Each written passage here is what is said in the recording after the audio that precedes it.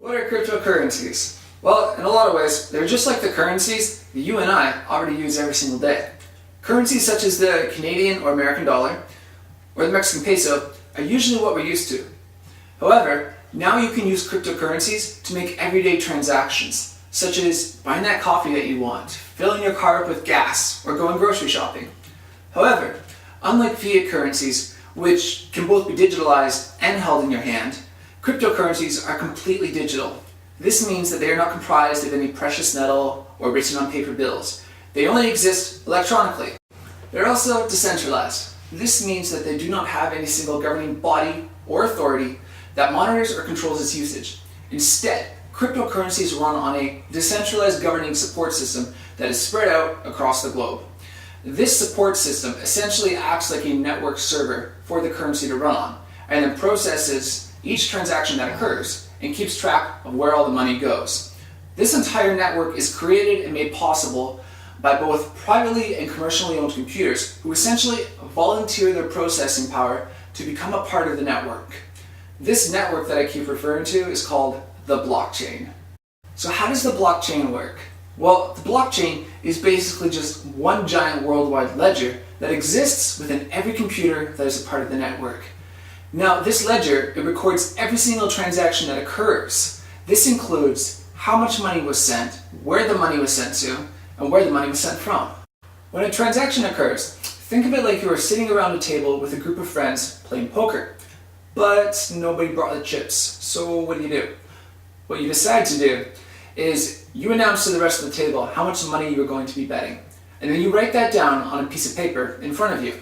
Then, everyone else around the table will also announce how much money they are going to be betting and writes that down on their own piece of paper. Once everyone has placed their bets and recorded it onto their own piece of paper, everyone pushes their sheet of paper into the middle of the table so that you can all compare ledgers.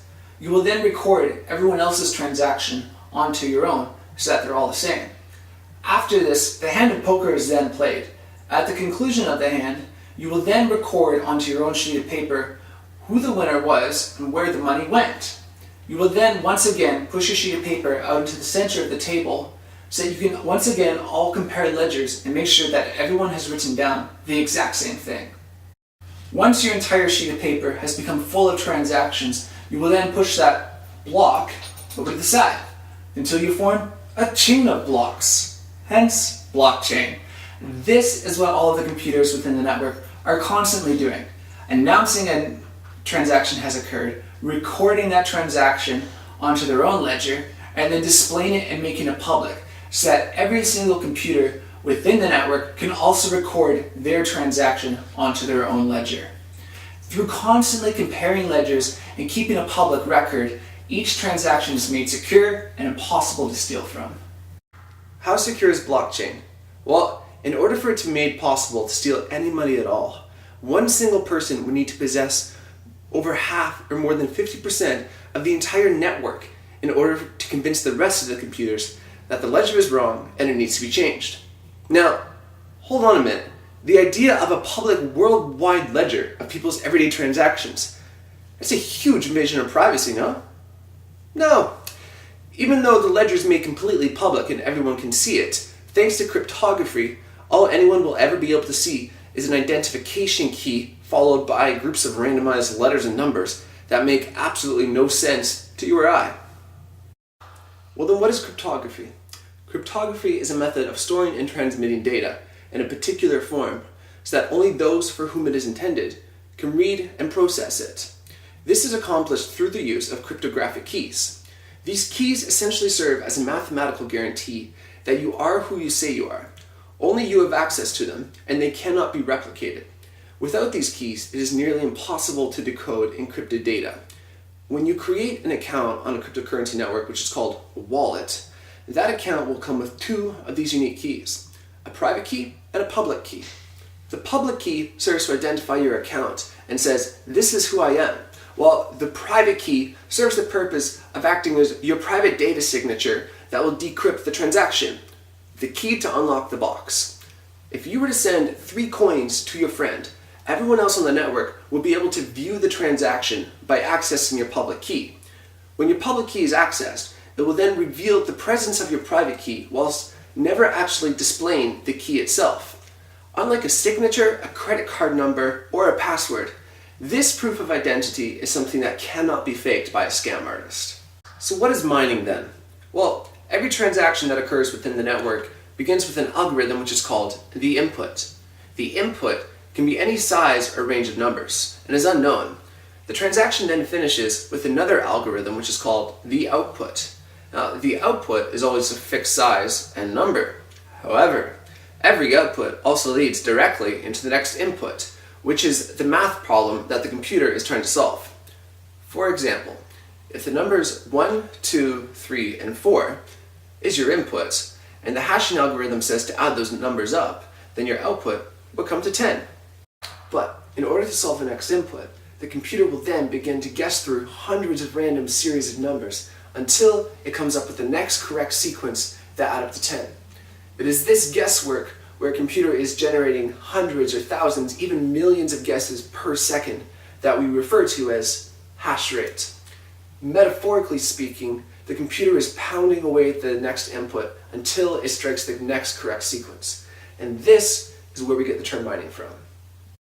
So, why do people spend thousands, if not tens of thousands, or even hundreds of thousands of dollars paying for these computers so that then they can run up their electricity bills sky high to support these networks? Well, when a computer strikes the correct series of numbers, you get paid. Much like mining gold, the computer continuously strikes away at the metaphorical rock until it strikes gold and reaps its reward. Now, every normal fiat currency currently in use has a centralized governing authority who decides when it needs to print more money and distribute it to the public. Well, this is automatically accomplished in cryptocurrencies through the people who choose to mine the currency.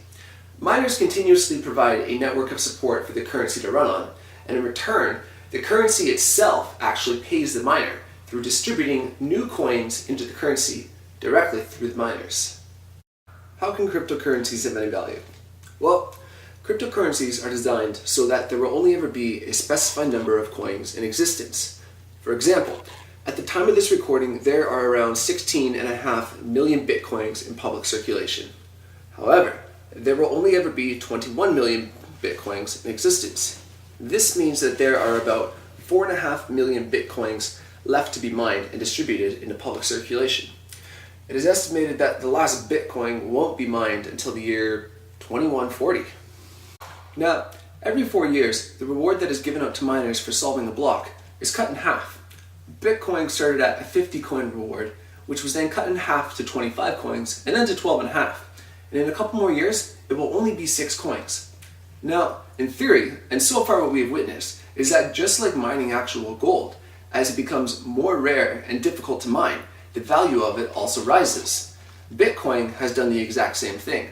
As the difficulty of it increases and it becomes more rare, the value of it has also risen, which counterbalances the decreased reward size. The decreasing number of bitcoins left in existence is actually modeled off the same rate at which gold has been dug out of the earth. The currencies exist, and the earlier that you begin mining them, the reward size is a lot larger per block. And just like when people first began to mine gold out of the earth, it was there in abundance, but as time goes on, it becomes more and more rare. But because both gold and cryptocurrencies actually have a practical use, this then creates value. And that value is designed to rise over time as it becomes more difficult to mine. Now, is just buying and holding these currencies a good investment? Well, we're a mining company, and we can't speak to that. But any time that you can dig up some new gold or silver, it's time well spent. Thank you for mining with Millennium Mining.